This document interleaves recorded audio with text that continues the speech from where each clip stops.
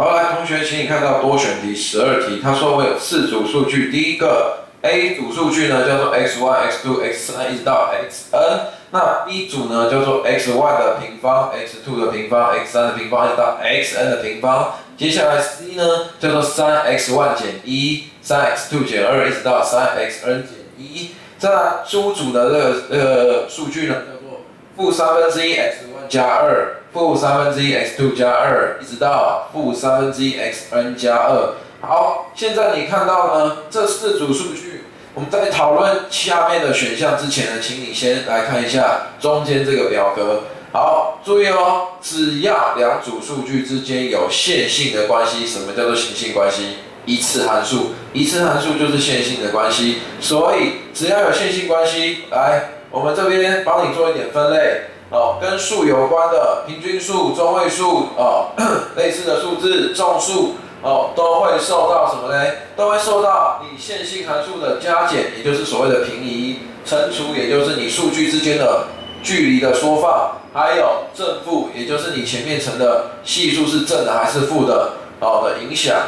所以呢，数会受这3种的影响。接下来呢，差类的叫做标准差、变异数、全距这种的差距之类的问题，你要记得差距一定是正的，差距一定是正的，所以平移不会影响你的差距，但是缩放之间会影响你数据之间的距离，所以呢，乘除会影响到，但是要注意一点。不管你乘的是正的数字还是负的数字，我们都要看绝对值的情况，所以正负不会影响你差的数据的距离。我对所有数据乘上一个负号，它们之间的距离还是一样的，不会变。然后再来相关系数，这个相关系数的部分呢，它比较特殊一点。我们之前说过呢，只要根据你的数据是线性函数去转换的，你的相关系数不会改变。2组数据之间的关系不会受到改变。为什么呢？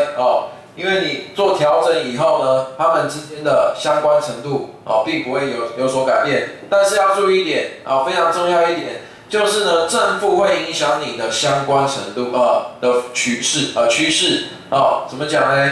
原本2个数据之间呢是成正相关，如果你对另外一组数据呢乘上全部负号，那么旧的那组数据跟新的数据之间的关系就会变成什么？负相关。原本是往上跑的，你的数据就变成往下跑，所以相关系数会受正负的影响。先记一下这个表格，数类的全部受影响，差类的呢只受乘除的影响缩放。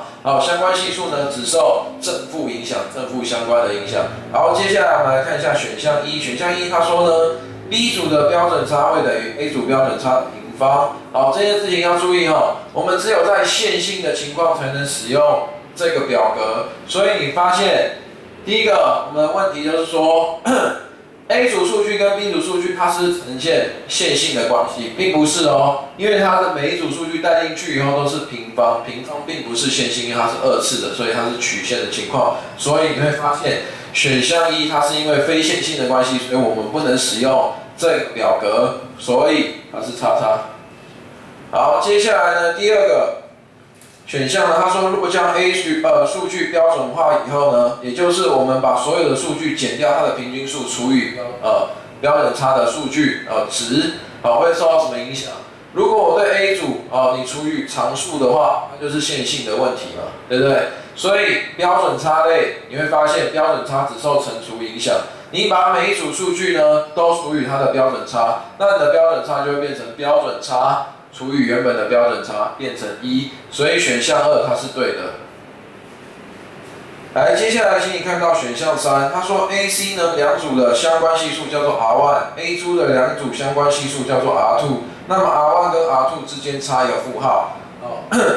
那你会发现呢 A 跟 C 基本上 C 是从 A 组数据做线性转换得来的嘛，对不对？猪呢其实也是 A 组的线性转换转来的。所以照理说它们2个之间的绝对值都是1，但是差在哪里？差在哪里？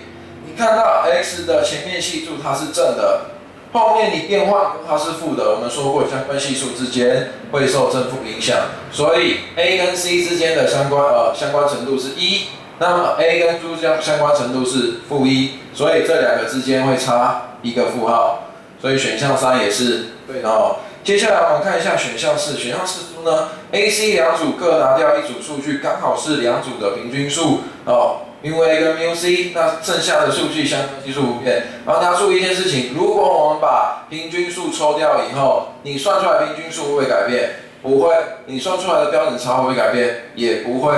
所以平均数跟标准差都不变的话，哦，那你算出来的相关系数也一样，哦，不会改变。所以选项4它也是对的。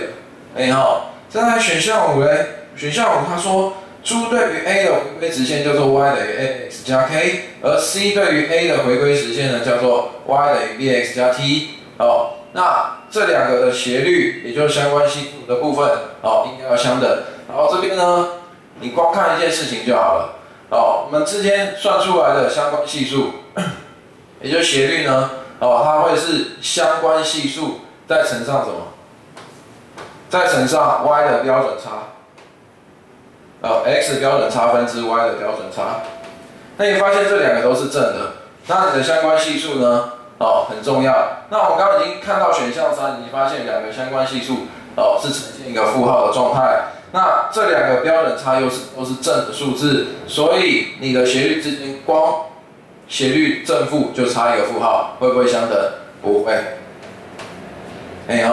所以呢，在多选12题。你要选的选项就是2、3、4，3个选项。